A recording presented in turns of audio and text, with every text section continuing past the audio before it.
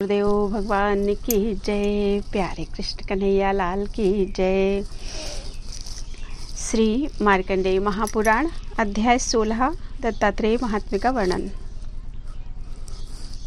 पिता ने कहा, हे वत्स, घटी यंत्र के समान व्यवस्थित अतिशय त्याग ने योग संसार का अव्यय स्वरूप तुमने मुझसे वर्णन किया। मुझको भी ज्ञान हुआ कि समस्त इसी प्रकार है। जबकि संसार की ऐसी व्यवस्था है तो कहता हूँ, देखो मुझे क्या करना चाहिए। पुत्र बोला, हे तात, यदि निसंक चित्त से मेरे वचन में श्रद्धा करो तो गृहस्थाश्रम छोड़कर वानप्रस्थ आश्रम का अवलंबन कीजिए। विधानानुसार वानप्रस्थ आश्रम का अनुष्ठान पूर्वक अग्नि परिग्रह त्याग, आत्मा में आत्मा को संयोग कर निर्द्वंद और निष्परिग्रह हो जाओ और एकांतशील होकर आत्मा को वशीभूत एवं आलस्यहीन कर भिक्षुक हो। इस प्रकार योग परवश होकर जब बाह्य स्पर्श रहित होगे तब मुक्ति के कारण स्वरूप उपमा विहीन वचन से अतीत निसंग और दुख संयोग के औषधि रूप इस योग को प्राप्त होगे। इस योग का संयोग होने से आपका फिर पंचभूत के संग मेल नहीं रहेगा। पिता ने कहा, हे वत्स, अब मुक्ति के कारण स्वरूप उस योग का विषय वर्णन करो जिस योग का अवलंबन करने से भौतिक पदार्थों के संग एक होकर पुनर्वार जन्म ग्रहण पूर्वक मुझको फिर ऐसा दुख पाना ना पड़े। यद्यपि आत्मा निर्लिप्त है किंतु मेरी संसार बंधन में अत्यंत आसक्ति है, अतएव उसको लाभ करके आत्मा भी फिर युक्त ना हो। सुतराम मुझसे योग कहो। हे वत्स, मेरा देह और मन संसार रूपी सूर्य के ताप की पीड़ा से तप रहा है। तुम ब्रह्म ज्ञानमय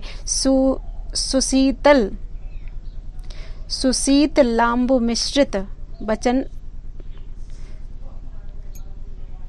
सुशीतल अम्बु मिश्रित वचन रूपी जल के द्वारा उसको परिषिक्त अर्थात ठंडा करो। अविद्या रूपी काल सर्प ने मुझको काटा है, मैं उसके विष की पीड़ा से अत्यंत पीड़ित होकर मृत प्राय हुआ हूँ। तुम अपने वचन रूपी अमृत को पिलाकर मुझको फिर जीवित करो। हे वत्स, मैं पुत्र स्त्री गृह खेत ममता रूपी बेड़ियों से दृढ़ बंधा हुआ हूँ। तुम सद्भाव संयुक्त विज्ञान उत्पन्न करके शीघ्र मुझको छुड़ाओ। पुत्र ने कहा, हे तात, पूर्व में बुद्धिमान दत्तात्रेय जी ने अलर्क के सम्यक प्रकार पूछने पर उनसे विस्तार पूर्वक जो योग कहा था मैं वही कहता हूँ, सुनो। पिता ने कहा, हे वत्स, दत्तात्रेय जी किसके पुत्र थे और उन्होंने किस प्रकार योग कहा था, और जिन्होंने योग पूछा था वह महाभाग अलर्क कौन थे। पुत्र ने कहा, पहले प्रतिष्ठान नगर में कुशिक वंशोत्पन्न ब्राह्मण वास करता था। वह पूर्व जन्म में किए हुए पाप के द्वारा कुष्ठ रोग से आतुर हुआ। स्वामी के कुष्ठ रोग से आक्रांत होने पर भी उसकी भार्या देवता के समान उसकी पूजा करती थी। चरणों में तेल मलती, अंग दबाती, स्नान कराती, आच्छादन करती, भोजन कराती और कफ मूत्र मल तथा रक्त का प्रवाह धोती। निर्जन में उपकार और प्रिय संभाषण आदि द्वारा विनीत भाव से सदा उसकी पूजा करती। किंतु ब्राह्मण अत्यंत कोप स्वभाव और निष्ठुर होने के कारण विनीत पत्नी से निरंतर पूजित होकर भी उसको सदा घुड़कता, तथापि वह प्रणत भार्या उसको देवता जानती। वह उस विवत्स रूपी ब्राह्मण को सबसे श्रेष्ठ मानती। ब्राह्मण में चलने की शक्ति नहीं थी तो भी एक समय पत्नी को आज्ञा दी कि मैंने जो उस वैश्या को देखा है जो राजमार्ग के पार्श्ववर्ती घर में वास करती है, तो मुझे उसी वैश्या के घर ले चल। हे धर्म की जानने वाली, वही मेरे हृदय में वर्तमान रहती है। मैंने प्रातः काल में उस बाला को देखा है और अब रात्रि हो गई है, तथापि जब से देखा है तब से वह मेरे हृदय से अलग नहीं होती। यदि वह पुष्ट श्रोणी भाग वाली, पुष्ट पयोधर वाली, तनवंगी सर्वांग सुंदरी बालिका मुझको आलिंगन नहीं करेगी तो निसंदेह मेरा मरण देखोगी। क्योंकि एक तो कामदेव मनुष्य के प्रतिकूल हैं, उस पर भी अनेक मनुष्य उसके प्रार्थी हैं, फिर मुझ में चलने की शक्ति नहीं। इस कारण मुझे विषम संकट बोध होता है। उस समय कामातुर स्वामी के इस प्रकार वचन सुनकर सत्कुलोत्पन्न महाभागा पतिव्रता व्याकुल हुई। पत्नी के दृढ़ रूप से कमर बांध बहुत धन ग्रहण किया। पत्नी ने दृढ़ रूप से कमर बांध बहुत धन ग्रहण किया और स्वामी को कंधे पर चढ़ाकर धीरे धीरे गमन करने लगी। एक तो रात्रि ही अंधेरी थी, फिर आकाश में मेघ आच्छादित थे, किंतु वह स्वामी के प्रिय कार्य की अभिलाषा करने वाली द्विजांगना चंचल बिजली का प्रकाश देखकर राजमार्ग में गमन करने लगी। और उसी मार्ग में एक सूली गड़ रही थी जिस पर चोर न होकर भी चोरी के अपराध से मांडव्य मुनि चढ़े हुए अत्यंत दुख भोगते थे। मार्ग में अंधकार होने से हठात उस पत्नी के कंधे पर चढ़े हुए कौशिक ब्राह्मण के अंग स्पर्श से उनका चरण विचलित हुआ। पैर के विचलित होने से मांडव्य मुनि ने अत्यंत क्रोधित होकर कहा कि जिस पुरुष ने पैर विचलित करके मुझे वृथा यंत्रणा दी है, सूर्योदय होते ही वह पापात्मा नराधम असह्य यंत्रणा भोगने से अवश्य होकर निसंदेह प्राण त्याग करेगा। सूर्य के देखते ही निसंदेह उसका प्राण त्याग होगा। तब उसकी पत्नी ने उनका यह दारुण शाप सुन अत्यंत व्यथित होकर कहा, सूर्य अब उदित ही नहीं होंगे। अनंतर पतिपरायणा ब्राह्मण की स्त्री के उसी वचनानुसार सूर्यदेव के उदित न होने से सदा रात्रि ही रही। इस प्रकार बहुत रात्रियों के बीतने पर देवताओं को अत्यंत भय प्राप्त हुआ। तब वह विचारने लगे कि जब स्वाध्याय, बसटकार, श्रद्धा और स्वाहा लोप होगा तब किस प्रकार से संपूर्ण जगत की रक्षा होगी। अहो, रात्रि की व्यवस्था के बिना मास और ऋतु का विभाग नहीं होगा। मास और ऋतु का विभाग न होने से उत्तरायण और दक्षिणायन का ज्ञान नहीं होगा। अयन ज्ञान न होने से किस प्रकार संवत्सर की स्थिरता होगी और संवत्सर का ज्ञान न होने से अन्यान्य काल का ज्ञान किस प्रकार से होगा। पतिव्रता के वचनानुसार सूर्य अब उदित नहीं होंगे। सूर्योदय नहीं होने से स्नान, दान आदि कार्य भी बंद हुए। अब अग्निचयन अर्थात हवन भी नहीं होता और समस्त यज्ञों का भी अभाव दिखता है। काल के बिना इष्टि नहीं होती, यज्ञ दान आदि क्रिया नहीं होती। चराचर अंधकार से व्याप्त होने के कारण सब प्राणी नष्ट होते हैं। होम के बिना हमारी तृप्ति का भी दूसरा उपाय नहीं है। मनुष्यगण यथोचित हमको यज्ञ भाग में तृप्त करते हैं। हम भी सस्यादि यानी अन्न आदि की सिद्धि के लिए जल बरसाकर उन पर अनुग्रह करते हैं। समस्त औषधि उत्पन्न होने से ही मनुष्य उनके द्वारा हमारे उद्देश्य से यज्ञ करते हैं। हम भी यज्ञ आदि द्वारा पूजित होकर उनकी अभिलाषा अनुसार समस्त विषय संपादन करते हैं। हम नीचे की ओर वृष्टि धारा वर्षण करते हैं और मनुष्य ऊपर की ओर घृत धार बरसाते हैं। हम जल वर्षा कर और मनुष्य हवि देकर प्रसन्न करते हैं। जो नित्य नैमित्तिक की क्रियाएं हमको नहीं देते, अर्थात जो दुरात्मा नित्य नैमित्तिक समस्त क्रियाएं हमारे उद्देश्य से अर्पण नहीं करते और लोभी होकर यज्ञ भाग को स्वयं भोजन करते हैं, हम उनका नाश करने के लिए जल, अग्नि, सूर्य, वायु और पृथ्वी को दूषित करते हैं और दुष्ट जल आदि भोग करने से उन अपकारी पापात्माओं के विनाश सूचक दारुण रोग प्रवर्तित होते हैं। और जो मनुष्य हमको तृप्त करके शेष मात्र स्वयं भोजन करते हैं, हम उन महात्माओं को समस्त पुण्यमय स्थान देते हैं।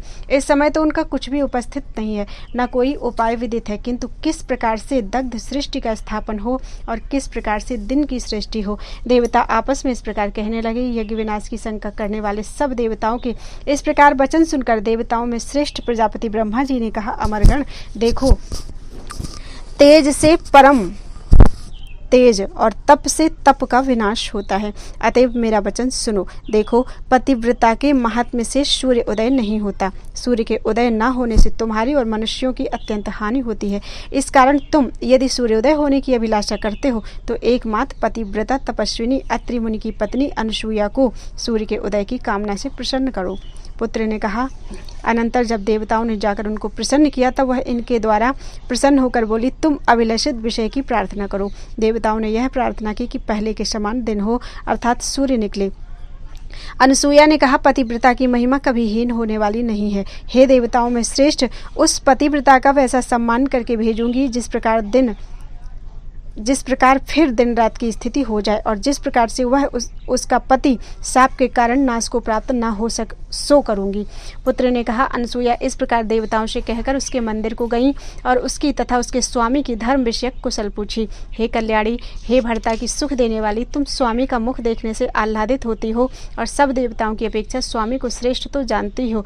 मैं केवल भर्ता की शुश्रूषा से ही महाफल को प्राप्त हूँ। स्त्री की सब कामना पति की शुश्रूषा से ही सफल होती है। हे साध्वी, मनुष्य को 5 ऋण सर्वदा देने योग्य हैं। अपने वर्ण के धर्मानुसार धन संचय करे और वह संचित धन विधानानुसार उपयुक्त पात्र में दान करे और सदा सत्य, सरलता, तप, दान और दयापरायण हो तथा प्रतिदिन श्रद्धा सहित राग और द्वेष रहित यथाशक्ति समस्त शास्त्रोक्त क्रिया का अनुष्ठान करें। पुरुष इस प्रकार अपनी शक्ति के अनुसार स्वजाति विहित समस्त लोगों को प्राप्त होते हैं और महाक्लेश से क्रमशः प्राजापत्य आदि पवित्र धाम में जाने को समर्थ होते हैं। किंतु स्त्रियां केवल पति की सेवा से ही मनुष्य के दुखोपार्जित इस सब पुण्य में से अर्धांश को प्राप्त होती हैं। स्त्रियों के पक्ष में यज्ञ, श्राद्ध अथवा उपवास का कोई कोई पृथक विधान नहीं है। वह केवल मात्र स्वामी की शुश्रूषा से ही समस्त अभिलषित लोकों में जाने को समर्थ हैं।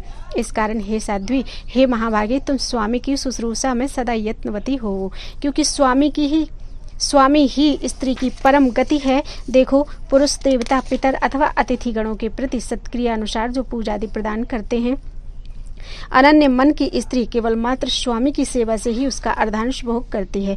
पुत्र बोला। अत्रि पत्नी अनसुईया के यह वचन सुनकर द्विज रमणी ने आदर सहित उनकी पूजा करके कहा, हे स्वभाव शुभदायिनी, अब मैं धन्य और अनुग्रहित हुई। देवताओं ने भी आज मेरे ऊपर दृष्टिपात की, क्योंकि तुमने आज फिर मेरे स्वामी के प्रति श्रद्धा बढ़ा दी। मैंने जाना कि स्त्री की पति के समान और दूसरी गति नहीं है। उनके प्रसन्न होने से इशलोक और परलोक में उपकार होता है। हे यशस्विनी, पति के प्रसाद से ही स्त्रियां इशलोक और परलोक में सुख भोगती हैं, क्योंकि भर्ता ही एकमात्र स्त्रियों का देवता है। हे महाभागे, हे शुभे मानिनी ने जब आप ही मेरे स्थान में आगमन किया है, तब मुझको व मेरे स्वामी को क्या करना चाहिए, इस विषय में अनुमति दे। अनुसुईया ने कहा, हे साध्वी, तुम्हारे वचनानुसार ही दिन राति का भेद मिट जाने से समस्त सत्क्रिया नष्ट हो गई है। इस कारण यह देवता अत्यंत दुखी होकर देवराज इंद्र के सहित मेरे निकट आए पूर्व के समान अखंडित दिन रात के होने की प्रार्थना करते हैं। मैं इसलिए तुम्हारे पास आई हूँ, मेरा वचन सुनो। हे तपस्विनी, दिन के अभाव में समस्त योग कर्म का अभाव हुआ है, और यज्ञ के न होने से देवताओं की पुष्टि नहीं होती। दिन के न होने से सब कर्म नष्ट हो गए हैं, और कर्मों के नष्ट होने से अनावृष्टि हो गई है, जिससे कि सब जगत नष्ट होना चाहता है। ऐसी आपदा से जगत को रक्षित करने की यदि तुम्हारी इच्छा हो तो हे साध्वी, लोगों पर प्रसन्न हो और सूर्यदेव भी पहले के समान उदित हो। ब्राह्मणी ने कहा, हे महाभागे, मांडव्य मुनि ने अत्यंत क्रोधित होकर मेरे भर्ता को इस प्रकार शाप दिया कि सूर्य उदय होते ही तेरा पति मर जाएगा। अनुसुईया बोली, हे कल्याणी, यदि तुम्हारी अभिलाषा हो तो मैं तुम्हारे स्वामी की देह पूर्ववत करूंगी। हे वर्णिनी, पतिव्रता स्त्री की महिमा सम्यक प्रकार मुझको आराधनीय है, अतएव मैं तुम्हारा सम्मान करूंगी। पुत्र ने कहा। ब्राह्मणी के तथास्तु कहने पर तपस्विनी अनुसुईया ने अर्घ्य उद्यत करके जब सूर्यदेव का आवाहन किया, तब 10 दिन क्रमागत रात्रि थी, अर्थात उस समय तक 10 रात्रियों का प्रमाण बीत गया था।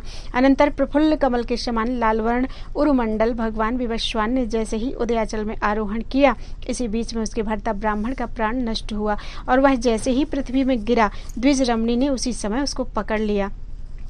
अनुसुईया बोली, हे भद्रे, तुम विषाद मत करो। मैंने केवल मात्र पति की सेवा से जो तपोबल प्राप्त किया है, वह तुम्हें अभी दिखा दूंगी। रूप, शील, बुद्धि, वाक्य और मधुरता इत्यादि सद्गुणों के द्वारा कभी किसी पुरुष को यदि स्वामी के समान नहीं जानती हूँ, तो उसी सत्य के बल से यह ब्राह्मण व्याधि मुक्त और युवा हो, फिर जीवन प्राप्त कर पत्नी के सहित 100 वर्ष जीवित रहे। मैं यदि अन्य देवता को स्वामी के समान नहीं जानती हूँ, तो इसी सत्य से यह ब्राह्मण रोग रहित होकर फिर जीवित हो। यह काय और मन वचन से स्वामी की आराधना में यदि नित्य मेरा उद्यम है, तो यह द्विजवर जीवित हो। पुत्र ने कहा। अनंतर वह ब्राह्मण व्याधि से छूटकर युवा कलेवर होकर अजर अमर के समान देह की प्रभा से घर को प्रकाशमान करता हुआ उठ खड़ा हुआ, और पुष्प वृष्टि तथा देवताओं की बाजों की ध्वनि होने लगी। फिर देवताओं ने अत्यंत प्रसन्न होकर अनुसुईया से कहा। देवता बोले, हे कल्याणी, तुमने देवताओं का बड़ा कार्य संपादन किया है, अतएव वर ग्रहण करो। हे सुव्रते, सूर्य उदय के कारण तुम वर मांगो। हे तपस्विनी, देवता तुमको वर देने के लिए उद्यत हुए हैं। अनुसुईया बोली, हे पितामह, यदि देवताओं इत्यादि देवताओं, हे पितामह इत्यादि देवताओं, आप यदि मेरे प्रति प्रसन्न होकर वर देने के अभिलाषी हुए हैं और मुझको वर देने के योग्य विचारा है, तो यह वर दो, जिससे ब्रह्मा, विष्णु और महेश्वर मेरे पुत्र रूप में जन्म ग्रहण करें, और मैं स्वामी के सहित क्लेश मुक्ति के निमित्त योग को प्राप्त हूँ। पुत्र ने कहा। तब ब्रह्मा, विष्णु और महेश्वरा आदि देवता तथास्तु कहकर उस तपस्विनी को यथाविधि सम्मान करके चले गए। फिर कुछ काल बीतने पर ब्रह्मा जी के दूसरे पुत्र भगवान अत्रि ने एक दिन सर्वांग सुंदरी मनोहर मूर्ति अपनी पत्नी को ऋतु से निवृत्त होकर स्नान किए देख काम के वशीभूत होकर मन में उस अनिंदता की भजन की। उसके संग मन में संभोग करने से मुनिवर का तेज स्खलित हुआ था। वेगवान पवन ने उस तेज को वहन करके ऊर्ध्व में और तिर्यक भाव में प्रवाहित किया। ब्रह्म तेज संपन्न शुक्ल कांति रजोगुण स्वरूप उस तेज ने गिरने के समय चंद्र रूप से 10 दिशाओं का आश्रय किया। समस्त प्राणियों के जीवनधार उन्हीं सोम अर्थात ब्रह्म रूपी चंद्र ने प्रजापति अत्रि के मानस पुत्र में अनुसुईया के से जन्म ग्रहण किया था। यह सब तत्वों की आयु और आधार है। महात्मा विष्णु ने भी अत्यंत संतुष्ट होकर अपना अंश प्रदान पूर्वक सत्य गुणावलंबी द्विजोत्तम दत्तात्रेय के नाम से जन्म ग्रहण किया है। विष्णु ने दत्तात्रेय के नाम से प्रसिद्ध होकर अनसुईया का स्तन पिया था। यही अत्रि के दूसरे विष्णु रूप पुत्र हैं, जो क्रोध के कारण माता के उदर में से 7 दिन में ही जन्मे थे।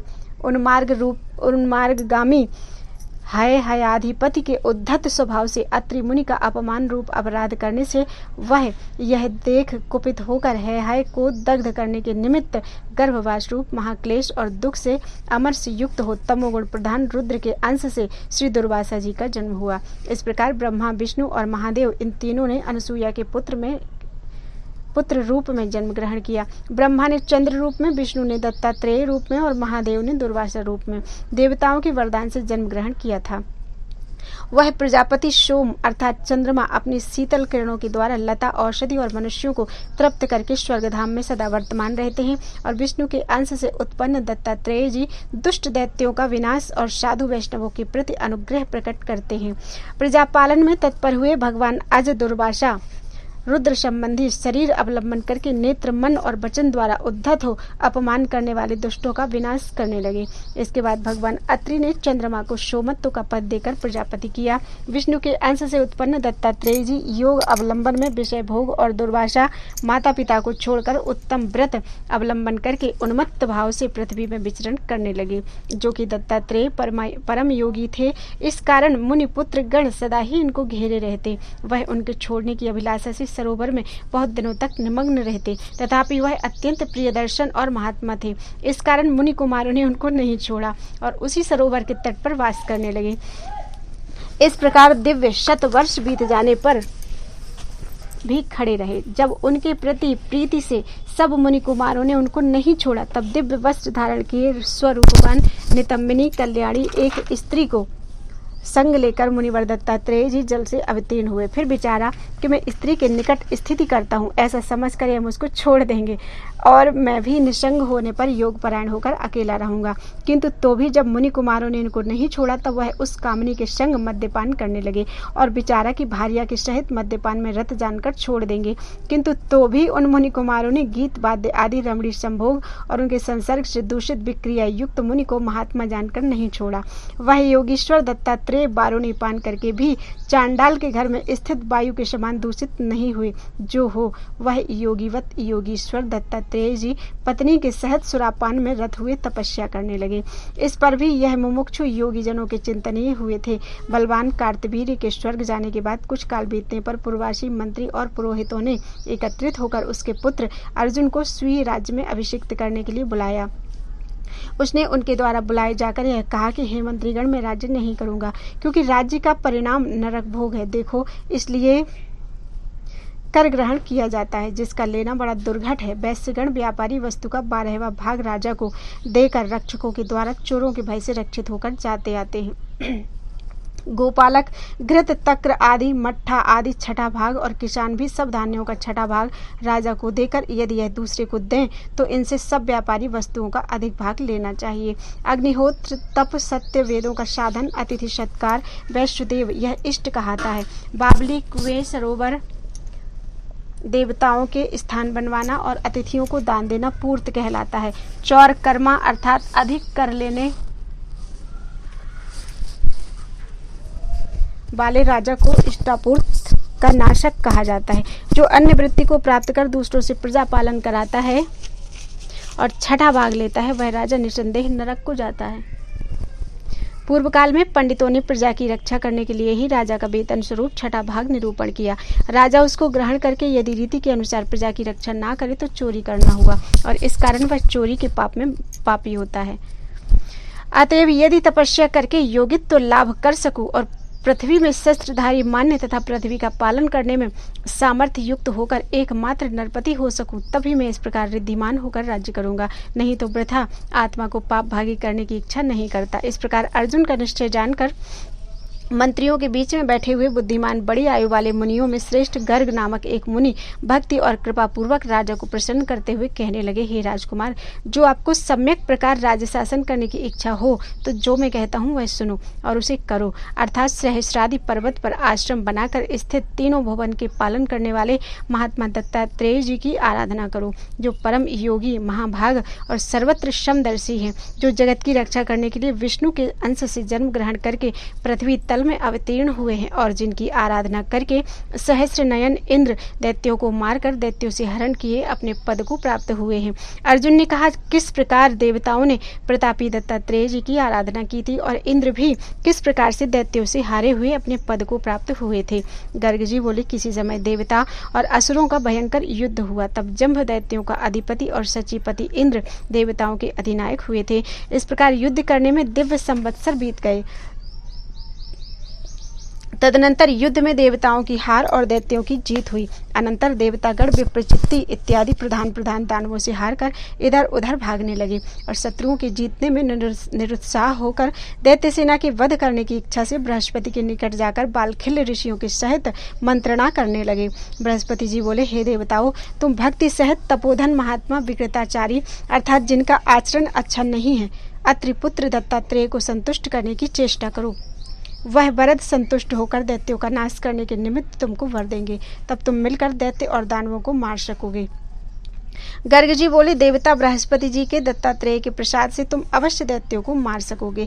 इस प्रकार कहने पर दत्तात्रेय जी के आश्रम में गए और देखा कि वह महात्मा लक्ष्मी जी के सहित युक्त होकर सुरापान में रत हो रहे हैं और गंधर्वगण उनके निकट गान करते हैं।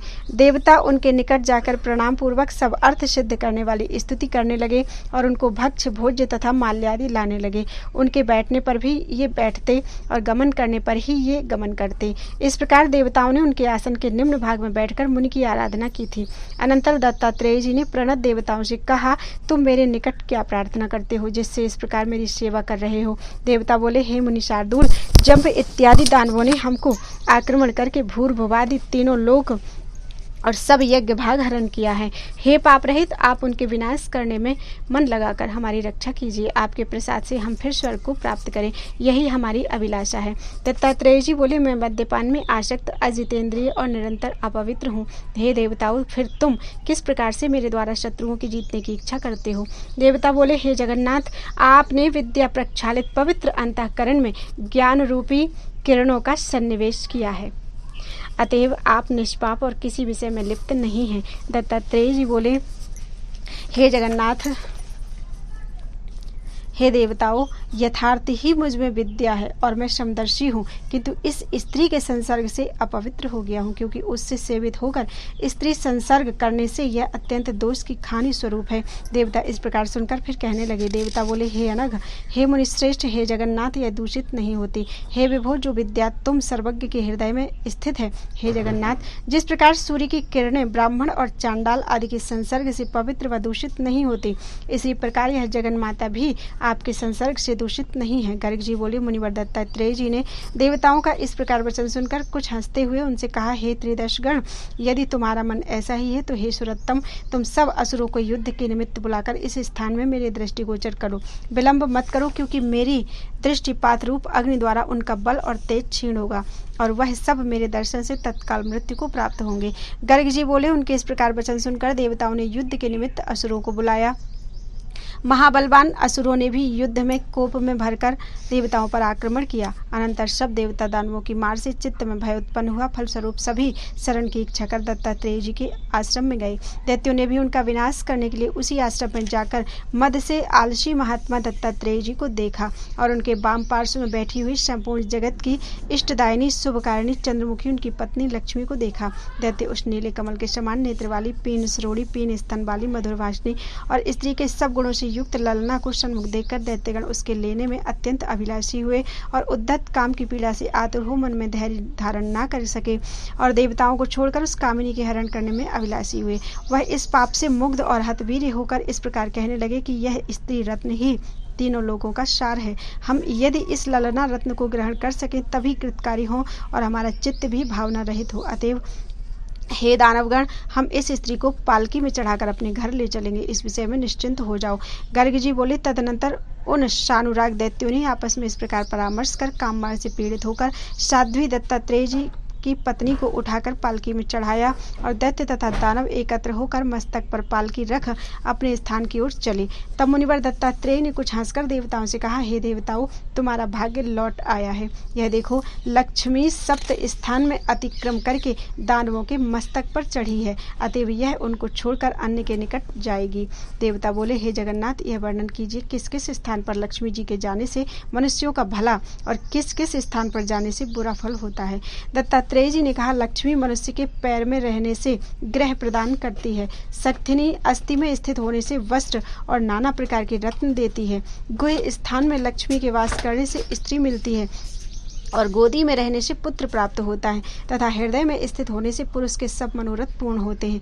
सर्वप्रधान लक्ष्मी देवी के कंठ स्थान में स्थित होने से लक्ष्मीवान को कंठभूषण प्राप्त होता है और प्रवासी प्रियतम बंधु और स्त्री के सहित समागम होता है। समुद्र तनिया लक्ष्मी यदि मुख में स्थित हो तो सुंदर बाग के लावण्य, आज्ञा, सफल और कवित्व लाभ होता है और मस्तक में स्थित होने पर उसको छोड़कर अन्य का आश्रय ग्रहण करती है। वही यह लक्ष्मी दानवों के मस्तक पर पहुंची है, अब इनका परित्याग करेगी। अतएव तुम अस्त्र शस्त्र ग्रहण कर निर्भय चित्त से उनका विनाश करो। मेरी दृष्टिपात से वह निस्तेज हो गए हैं, क्योंकि पराई स्त्री के संग बलात्कार करने से पुण्य दग्ध और पराक्रम नष्ट हो जाता है।